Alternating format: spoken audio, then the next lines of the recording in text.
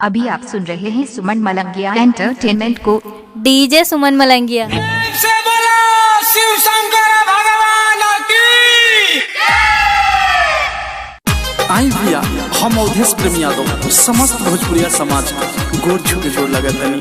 यह सावन के पावन मस्त महीना जब चढ़ला सारा भक्त भोले बाबा से अर्जी लगावता आ कहता कि हे बाबा आज कोरोना वायरस से पूरा दुनिया जूझ रहल बा, पूरा दुनिया संकट में बा बाबा।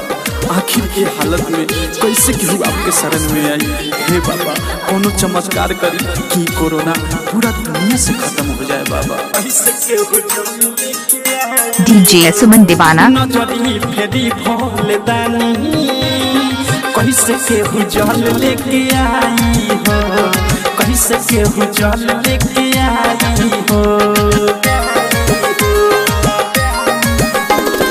नजरी फेरी भोले दानी कैसे केहू जल लेके आई हो, कैसे केहू जल लेके आई हो। निकली ना घर से कोरोना के डर से, कैसे केहू कांवर उठाई हो। नजरी फेरी भोले दानी कैसे केहू जल लेके आई हो, कैसे केहू जल लेके आई हो। नजरी फेरी भोले दानी कैसे केहू जल लेके आई हो, कैसे केहू जल लेके आई हो। डीजे सुमन दीवाना। खाए अजीपुर गांव मलंगिया।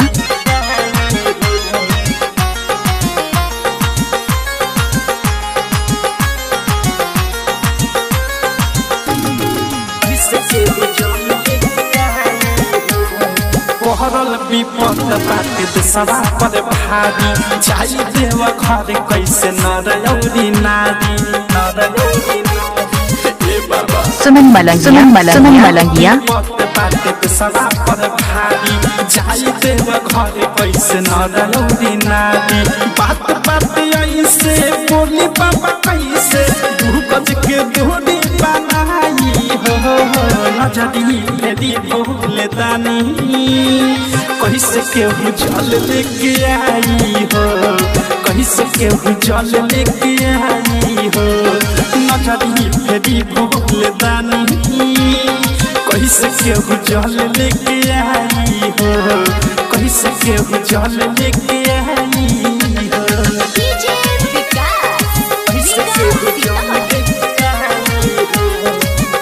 सुमन मलंगिया। सुमन मलंगिया।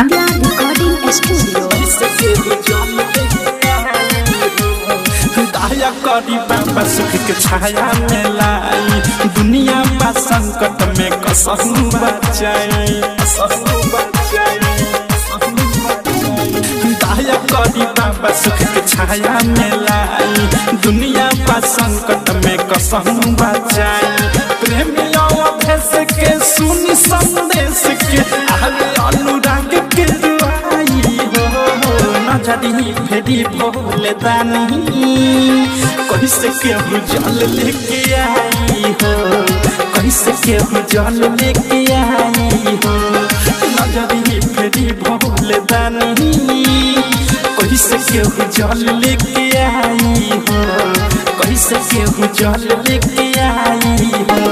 निकली ना घर से कोरोना के डर से, कैसे केहू कांवर उठाई हो। नजरी फेरी भोले दानी कैसे केहू जल लेके आई हो, कैसे केहू जल लेके आई हो।